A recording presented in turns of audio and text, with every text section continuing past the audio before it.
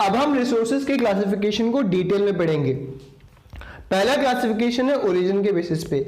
Origin के basis पे natural resources को, इस चीज का ध्यान रखना कि जितने भी रिसोर्सेज की हम बात कर रहे हैं वो सारे नेचुरल है, क्योंकि बेसिकली जितने भी रिसोर्स हमको मिलते हैं वो होते सारे नेचुरल ही है, क्योंकि ह्यूमन रिसोर्स नहीं बनाता, उसे मॉडिफाई करता है। ठीक है, तो जिन रिसोर्सेज की हम बात कर रहे हैं वो सारे नेचुरल है। तो ओरिजिन के बेसिस पे नेचुरल रिसोर्सेज को क्लासिफाई किया जाता है बायोटिक एंड अबायोटिक में। बायोटिक में जितने भी लिविंग थिंग्स या ऑर्गेनिजम्स होते हैं वो आते हैं, लाइक ह्यूमन बीइंग यानी हम लोग, लाइक फ्लोरा यानी प्लांट किंगडम, फौना यानी एनिमल किंगडम, जितने भी माइक्रो ऑर्गेनिजम्स है, बैक्टीरियाज है, वो सभी बायोटिक है। जो भी लिविंग है वो बायोटिक है। सेकंड है अबायोटिक, मतलब नॉन लिविंग।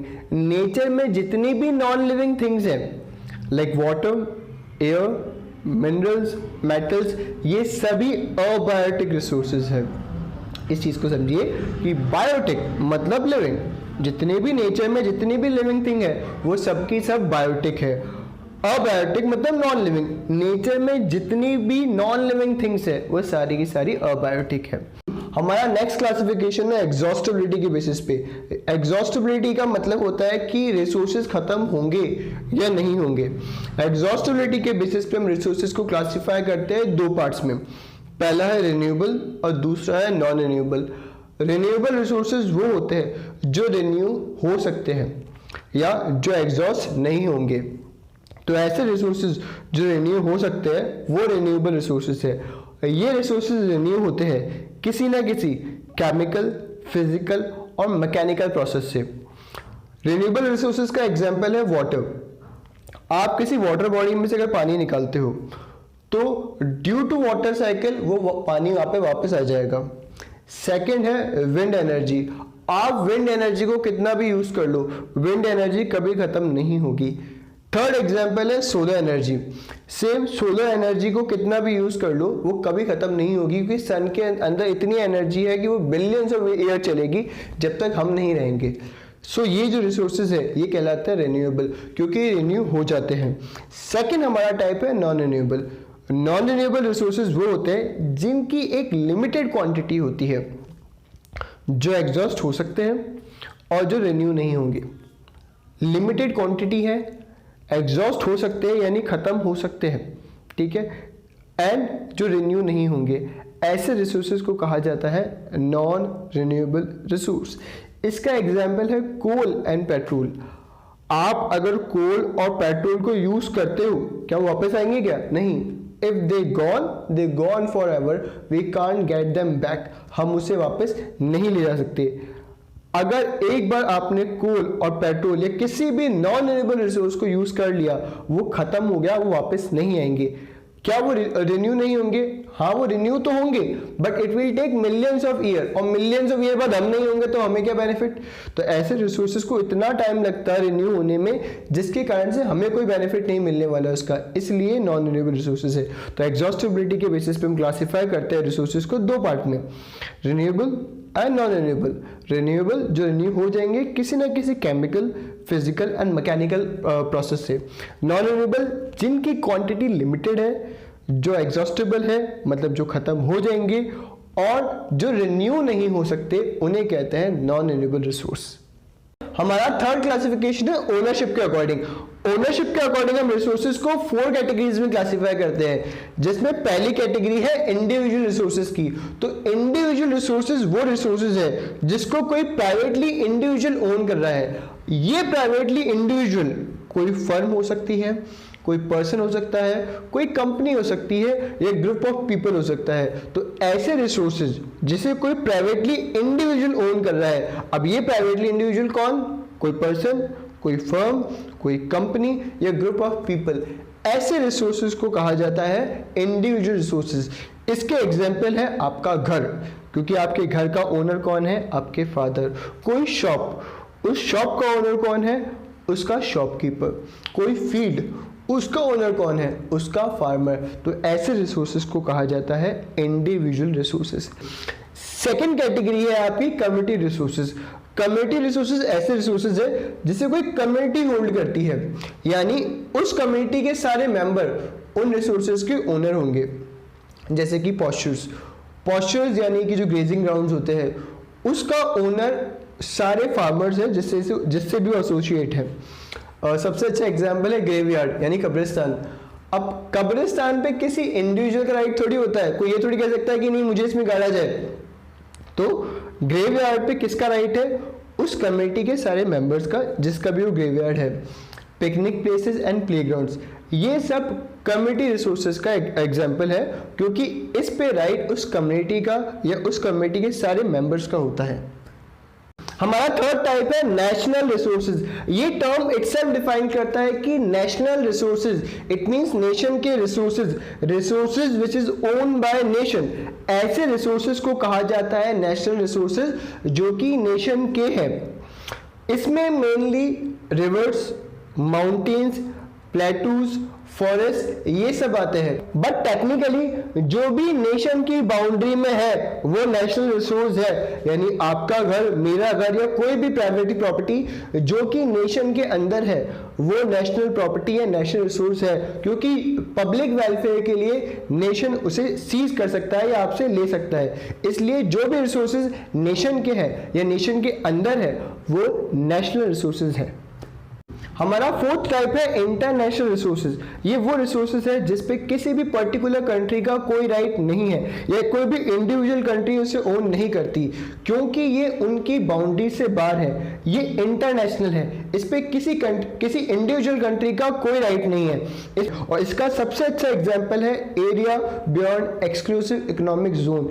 जी हाँ, area beyond exclusive economic zone. तो पहले हमें समझना पड़ेगा कि ये एक्सक्लूसिव इकोनॉमिक जोन होता क्या है। तो according to United Nation convention on law of sea, according to United Nation convention on law of sea, 200 kilometre का area from the coastal line, यानी कोस्टल लाइन से 200 किलोमीटर तक का जो एरिया है वो कहलाता है एक्सक्लूसिव इकोनॉमिक जोन। इस पे किसी भी कंट्री को माइनिंग एंड फिशिंग या उसके रिसोर्सेज को जो उसके अंदर आ रहे हैं उसे एक्सप्लॉइट करने का राइट होता है।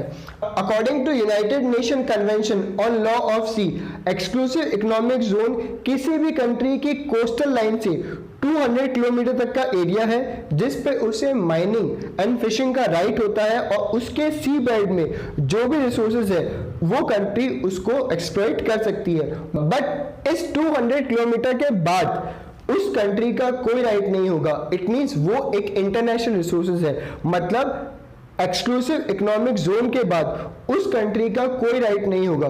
और यही एक्सक्लूसिव इकोनॉमिक जोन एक बहुत बड़ी इंटरनेशनल प्रॉब्लम है। इसी के कारण चाइना साउथ चाइना सी पे अपना क्लेम करता है।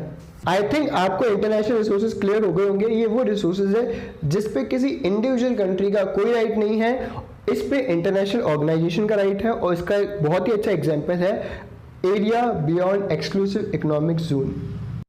हमारा फोर्थ क्लासिफिकेशन है स्टेटस ऑफ डेवलपमेंट के अकॉर्डिंग, यानी इन रिसोर्सेज के यूसेज के लिए जो टेक्नोलॉजी चाहिए वो डेवलप हो गई है या नहीं हुई है। क्या इन रिसोर्सेज की टोटल क्वांटिटी नोन है या नहीं है। इन बेसिस पे हम रिसोर्सेज को क्लासिफाई करते हैं 4 कैटेगरीज में, जिसमें हमारी फर्स्ट कैटेगरी है पोटेंशियल रिसोर्सेज। पोटेंशियल रिसोर्सेज ऐसे रिसोर्सेज है जो एनवायरनमेंट में है तो सही, मगर उनकी total quantity and quality known नहीं है, ना ही हम इन्हें प्रेजेंटली यूज कर रहे हैं। जैसे solar energy in Rajasthan and wind energy in Gujarat. Rajasthan में सोलर एनर्जी का एंड गुजरात में विंड एनर्जी का एनॉर्मस अमाउंट प्रेजेंट है, मगर प्रेजेंटली हम इसे यूज नहीं कर रहे हैं। That's why they are considered as a potential resources. तो पोटेंशियल रिसोर्सेज क्या है? ऐसे रिसोर्सेज जो कि नेचर में है तो सही, मगर इनकी total quantity and quality known नहीं है, ना ही हम इन्हें प्रेजेंटली यूज कर रहे हैं। हमारा नेक्स्ट रिसोर्स है डेवलप्ड रिसोर्सेज। इसका नाम ही बताता है कि ये डेवलप्ड हो चुके हैं, यानी इनकी total quantity and quality known है और इन्हें हम प्रेजेंटली यूज भी कर रहे हैं, जैसे कोल एंड पेट्रोल। तो कोल एंड पेट्रोल जो है वो डेवलप्ड रिसोर्सेज है, क्योंकि इनकी total quantity and quality known है और वो प्रेजेंटली यूज्ड हो रहे हैं। हमारी थर्ड कैटेगरी है स्टॉक्स। स्टॉक्स एंड रिजर्व दोनों ही बहुत इंपॉर्टेंट टॉपिक है, इन दोनों को बहुत ध्यान से सुनिएगा। तो स्टॉक्स क्या है? स्टॉक्स वो रिसोर्सेज हैं जो नेचर में है, बेनिफिशियल भी है, मगर फिर भी हम इन्हें यूज नहीं कर सकते। क्यों?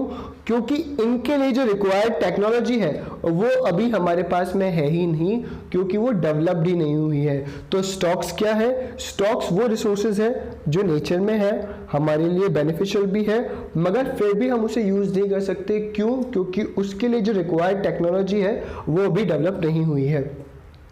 स्टॉक्स का सबसे अच्छा एग्जाम्पल है हाइड्रोजन। हाइड्रोजन जो है वो क्लीनेस्ट फ्यूल है। प्रेजेंटली हम गैसोलिन्स यूज कर रहे हैं like petroleum and CNG and diesel.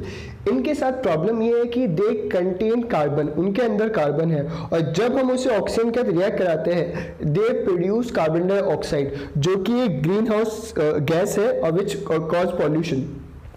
अब हाइड्रोजन के साथ ये कि जब आप हाइड्रोजन को ऑक्सीजन के साथ रिएक्ट कराओगे इट फॉर्म H2O यानी वाटर, उससे पानी बनेगा, उससे हमें कोई प्रॉब्लम नहीं है। सो जो हाइड्रोजन है वो एक क्लीनेस्ट फ्यूल है एंड वो एक स्टॉक है। वो स्टॉक क्यों है? मतलब हाइड्रोजन स्टॉक कैसे है? क्योंकि हाइड्रोजन नेचर में इतनी ह्यूज क्वांटिटी में प्रेजेंट नहीं है, नेचुरली वो इतना ह्यूज क्वांटिटी में नहीं है, और जिस टेक्नोलॉजी हम उससे बनाते हैं वो बहुत एक्सपेंसिव है। इट मीन्स अभी हमने ऐसी चीप टेक्नोलॉजी यूज नहीं की है जिससे हम हाइड्रोजन को यूज कर पाए। दैट्स वाई वो एक स्टॉक है। हमारी फोर्थ कैटेगरी है रिजर्व्स। अब ये रिजर्व्स क्या होते हैं? तो रिजर्व्स वो रिसोर्सेज है जो नेचर में है, हमारे लिए बेनिफिशियल भी है, और उनके लिए जो रिक्वायर्ड टेक्नोलॉजी है वो भी हमारे पास में है। तो फिर हम उसे यूज क्यों नहीं कर रहे हैं? क्योंकि वो रिजर्व है। वो रिजर्व है फ्यूचर के लिए, हमने उन्हें रिजर्व करके रखा है फ्यूचर के लिए। ऐसे रिसोर्सेज जो नेचर में है, हमारे लिए बेनिफिशियल भी है, और हम उन्हें प्रेजेंट टेक्नोलॉजी से यूज भी कर सकते हैं, मगर हमने उन्हें रिजर्व कर रखा है फ्यूचर के लिए। ऐसे रिसोर्सेज को कहते हैं रिजर्व्स। इसका एक एग्जाम्पल है डैम्स। डैम्स में जो पानी है हम उसे यूज कर सकते हैं, मगर हम उसे यूज नहीं करते क्योंकि हमने क्या किया हुआ है, इसे स्टोर किया हुआ है फ्यूचर यूजेस के लिए। सेम है फॉरेस्ट। फॉरेस्ट के अंदर जो ट्रीज है या जो रिसोर्सेज है हमने उसे रिजर्व कर रखा है फ्यूचर के लिए। रिजर्व्स क्या है? तो रिजर्व्स वो रिसोर्सेज है जो हमने रिजर्व कर रखे हैं या जिनको हमने स्टोर कर रखा है फ्यूचर के लिए। तो आई होप आपको ये लेसन समझ में आया होगा। ये पार्ट यहीं पे खत्म होता है। अब हम लोग मिलेंगे नेक्स्ट पार्ट में, तब तक के लिए बाय बाय।